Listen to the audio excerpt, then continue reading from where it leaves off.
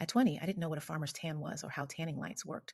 Sad, really, considering I was raised surrounded by pilgrims. But by 21, thanks to my obsessive curiosity, I'd learned about both. It was a gift and a curse, mostly a curse for anyone caught in my orbit. That same curiosity pulled me to him. He was lying face down beside me, the sheets barely covering his thighs, leaving his naked body exposed to the soft glow of the bedside lamp.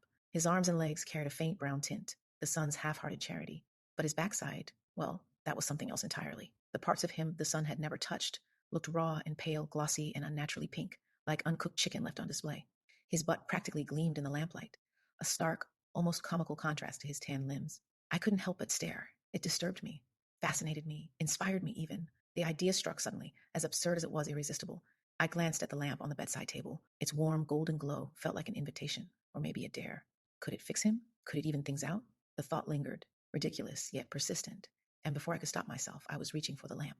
The cool metal of the lamp's neck pressed against my palm, heavier than I expected. My heart pounded as I slid closer to him, trying not to disturb the gentle rhythm of his breathing. He was still asleep, murmuring half-formed words that might have been apologies.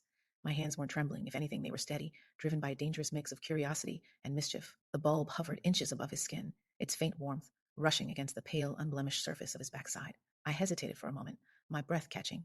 Was this really curiosity or something crueler? The thought didn't stop me. I tipped the lamp forward.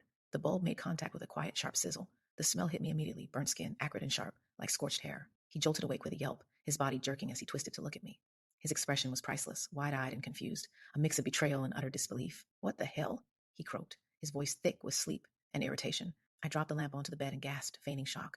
Oh my God, I'm so sorry, I stammered, clutching my chest for dramatic effect. I tripped. It was an accident. I swear. He blinked at me, still half asleep, his hand rubbing at the faint red mark blooming on his backside. You tripped? He repeated, his tone flat. Yes, I said, nodding furiously. I was trying to turn the lamp off and the cord, it got caught. He groaned, shaking his head as he flopped back onto the bed. Just be careful, he muttered, pulling the sheets up over himself.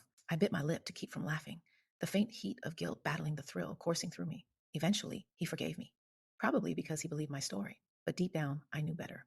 Curiosity may be a curse, but in moments like that, it felt like a gift.